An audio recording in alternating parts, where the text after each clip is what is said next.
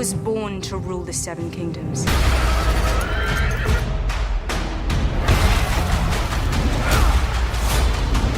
Where is duty? Where is sacrifice? Brace yourselves for the Targaryen takeover, where the only thing hotter than the dragons is the plot. After the success of House of the Dragon, it's expected that HBO wants to create more stories in the world of Westeros like House of the Dragon, and the recently mentioned Hedge Knight series. Although HBO hasn't officially said anything, it really seems like they're considering a series about Aegon's Conquest.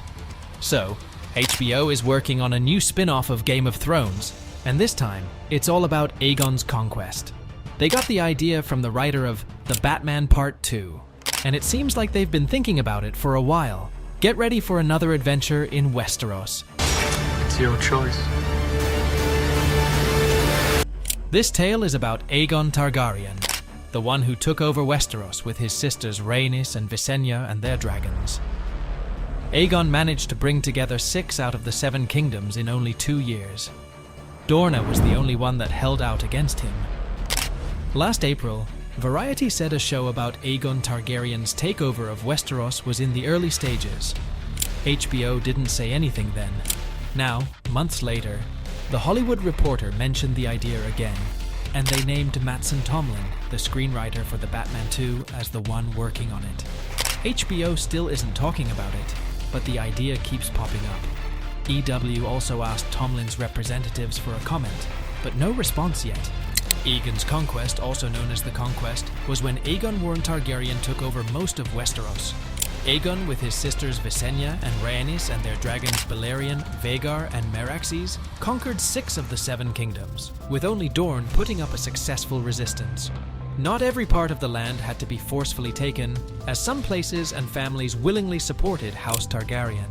This was the first big war, and it lasted for 2 years. After that, there was the First Dornish War. The date of Aegon becoming king during the conquest is used by maesters to count years before and after Aegon's victory. 12 years before Valyria was destroyed, Lord Aenar Targaryen moved his family to Dragonstone, the furthest outpost of the Valyrian freehold. In the Century of Blood, Essos was a mess with different groups fighting for power. Towards the end, young Lord Aegon Targaryen, who could ride the dragon Balerion, got asked by Pentos and Tyrosh to team up.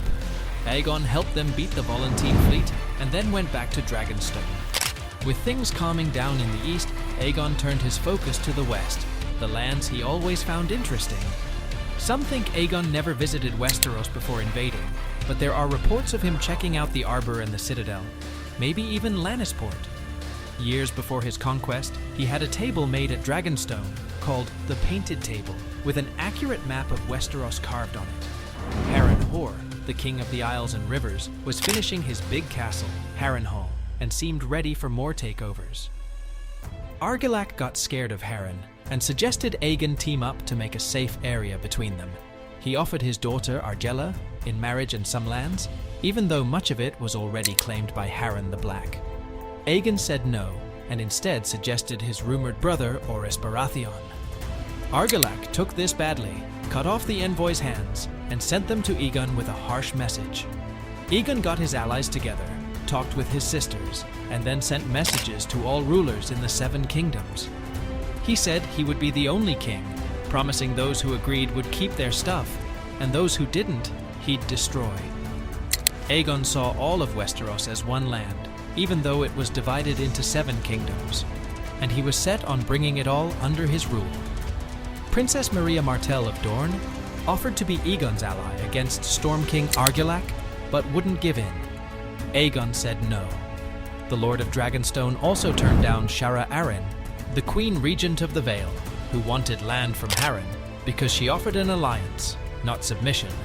The war started in 2 BC, when Aegon Targaryen, along with his sisters Rhaenys and Visenya, landed with less than 1,600 men near the Blackwater Rush by 3 hills. Aegon built the Aegon Fort on the highest hill, a wooden fort signaling their claim to Westeros. Houses Celtigar, Massey, and Valerion supported the Targaryens. House Rosby gave up Rosby to Rhaenys, and House Stokeworth surrendered to Visenya after Dragonfire from Vhagar. Aegon faced a challenge from Lord Darklyn of Duskendale and Lord Mooten of Maidenpool, who joined forces and marched south with 3,000 men. Aegon sent Orys Baratheon to meet them while he descended on them from above with Balerion. After both lords were killed, Darklyn's son and Mooten's brother, Jon Mooten, gave up their castles and pledged loyalty to House Targaryen. Queen Visenya placed a Valyrian steel circlet with rubies on her brother's head, and Queen Rhaenys declared him Aegon, first of his name, king of all Westeros, and shield of his people. Aegon faced off against Harrenhal, but Hoar's own men rebelled, led by House Tully. Many riverlords joined Aegon, and he burned Harrenhal. Edmund Tully became the new Lord Paramount of the Trident. Orys and Rhaenys tackled the Stormlands. Despite Lord Argilac Durandon's defiance, his soldiers couldn't match a dragon. After his death, his daughter Argella declared herself Storm Queen.